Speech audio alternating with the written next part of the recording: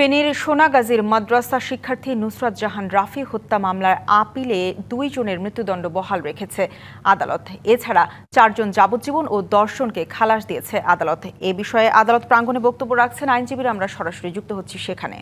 আগুন লেগে গেল, এই পার্টটুকুর রহস্য এখানে থেকেই গেল। ফলে আমরা এর বিরুদ্ধে আপিল করব। আমরা এক্সপেক্ট করি মাননীয় আপিল বিভাগে গিয়ে এই রহস্যের উন্মোচন হবে। এবং আরেকটি জিনিস আমি আদালতে দরখাস্ত করেছিলাম যে নুসরাত একটি ডাইং ডিক্লারেশন দিয়েছে, এই ডাইং ডিক্লারেশনে একটা অডিও এবং ভিডিও আছে। আমরা দরখাস্ত দিয়েছিলাম যে হাইকোর্ট বিভাগে এই অডিও ভিডিওটি শোনানো হোক। এই ভিডিওটি আমরা দেখি এখানে প্রজেক্টরে আসলে তিনি কি বলেছেন আর কি বলেন নাই। কারণ মৃত্যুকালীন জবানবন্দিতে তিনি বলেছেন 4 জন বোরকা পরা মেয়ের কথা বলেছেন, মহিলার কথা বলেছেন। কিন্তু আজকে দেখবেন সাজা হয়েছে জুবায়ের, সেও পুরুষ, সাজা হয়েছে জাবিদ, সেও পুরুষ, সাজা হয়েছে শাহাদা হোসেন শামীম, সেও পুরুষ। কিন্তু মৃত্যুকালীন জবানবন্দিতে বলেছিলেন যে 4 জন মেয়ে, কিন্তু 4 জন মেয়ের ভিতরে 1 জন মহিলার মাত্র সাজা হয়েছে পপি, বাকি 3 জন তো পুরুষ।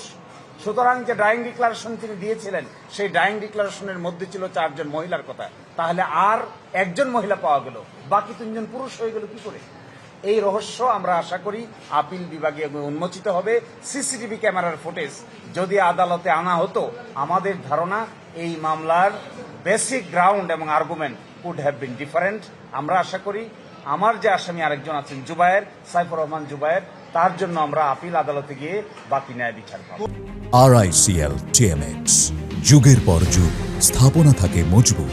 মিডিয়া ট্রায়ালের ব্যাপারে কোনো অবজারভেশন দেয় নাই, কিন্তু আমি আগে থেকেই বলেছি, এখনো বলছি, যদি অতিমাত্রায় কোনো ক্রিমিনাল কেসের মিডিয়া ট্রায়াল হয় তাহলে অনেক সময় নিম্ন আদালতের বিচারকদের জন্য সঠিক সিদ্ধান্ত নেওয়াটা কঠিন হয়ে দাঁড়ায়। That is what is media trial. বিচারের আগেই অনেক সময় টেলিভিশনে বিচার হয়ে যায়, বিচারের আগেই অনেক সময় পাবলিক ডোমেনে বিচার হয়ে যায়। এগুলো হলে প্রকৃত অর্থে ন্যায় বিচার ক্ষতিগ্রস্ত হয়। এখানে দেখেন না, অতিমাত্রায় মিডিয়া ট্রায়াল হওয়ার কারণে 16 জন মানুষকে ফাঁসি দিয়েছে, হাইকোর্ট ডিভিশনে এসে 10 জনই খালাস পেয়ে গেছে। আর যে বাকি 6 জন নিয়েছে তার মধ্যে মাত্র 2 জনের মৃত্যুদণ্ড বহাল রেখেছে। এবং তাও বলেছেন হাইকোর্ট বিভাগ যে ওই সংশ্লিষ্ট বিচারিক আদালতের বিচারিক ক্ষমতাকে কেড়ে নিয়েছে। এর মানে কি, অতিমাত্রায় মিডিয়া ট্রায়াল হলে অনেক সময় নিম্ন আদালত সঠিকভাবে বিচার করতে পারেন না। আরেকটি আমি অবজারভেশন দিয়েছেন ডাইং ডিক্লারেশন সম্পর্কে, আমি আর্গুমেন্ট রেখেছিলাম। ডাইং ডিক্লারেশনে বলা আছে বোরকা পরা 4 জন মেয়ে। যদি তাই হয়ে থাকে তাহলে আজকে যে সাজা হয়েছে তার মধ্যে 3 জনই পুরুষ, বাকি 1 জন কোথায় গেল?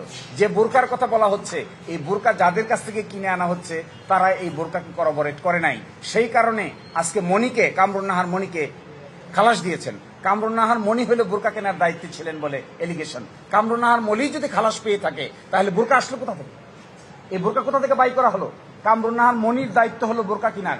দেখা গেছে যেদিন কনস্পিরেসি হওয়ার কথা তার 2 দিন আগে বোরকা হয়ে গেছে। এই বোরকার দিয়ে সব থেকে কেনা হয়েছে, তাদেরকে এখানে সাক্ষী করা হয়েছে, তারা কামরুন নাহার মনিকে চিনি নেই।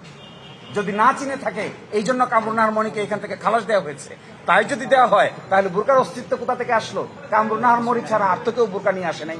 তাহলে পুরুষ মেয়ে কি করে পুরুষ হলো, নারী কি করে পুরুষ হলো? এই রহস্যগুলো আশা করি আমরা পরবর্তী আদালতে উন্মোচিত হবে।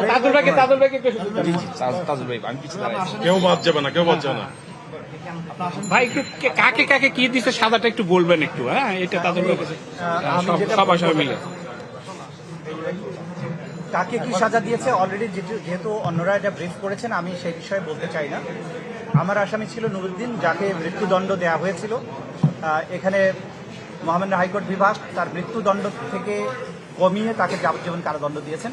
আমি যে বিষয়টার উপরে গুরুত্ব দিতে চাই যে বাংলাদেশের ফৌজদারি বিচার ব্যবস্থায় স্বীকারোক্তিমূলক জবানবন্দি বা 164 স্টেটমেন্টের যে ব্যাপক নির্ভরশীলতা, এইটা ন্যায় বিচার প্রাপ্তির ক্ষেত্রে বড় বাধা। আপনারা দেখেছেন গুমের মামলার ক্ষেত্রে আমরা যেটা বারবার বলেছি যে গুম এবং এক্সট্রা জুডিশিয়াল কিলিং এর ক্ষেত্রে যে আসামিকে গুম করে রাখার পরে জোর করে একটা 164 করিয়ে তাকে কোর্টে প্রডিউস করা হয়। এই 164 বা স্বীকারোক্তিমূলক জবানবন্দি নির্ভর সাজা দেওয়ার এই জুরিসপ্রুডেন্স থেকে, এই প্রবণতা থেকে আমাদের ফৌজদারি বিচার ব্যবস্থাকে বের করে আনতে হবে, যেটা আজকে হাইকোর্ট ডিভিশনের রায়ের মধ্যে দিয়ে এই ব্যাপারে অনেকগুলো ফাইন্ডিং এসেছে, যেগুলো আমাদেরকে এই 164 নির্ভরশীলতা থেকে বেরিয়ে আসতে সাহায্য করবে। দ্বিতীয় কথা হচ্ছে যে নিম্ন আদালতে একটা সেন্সিটিভ মার্ডার কেস বা যে কোনো মার্ডার কেসকে সেন্সিটিভ করা হয় মিডিয়াতে ব্যাপক প্রচারণার মাধ্যমে। যখনই এটা সেন্সিটাইজড হয়ে যায় তখনই বিচারকদের উপর একটা সাংঘাতিক রকমের মানসিক এবং সামাজিক চাপ তৈরি হয়, ফলে তারা গণহারে ফাঁসির রায় প্রদান করেন। সাম্প্রতিক সময়ে আমরা অনেকগুলো মামলায় লক্ষ্য করেছি যে এইরকম ব্যাপকভাবে মৃত্যুদণ্ড দেওয়া হয়েছে।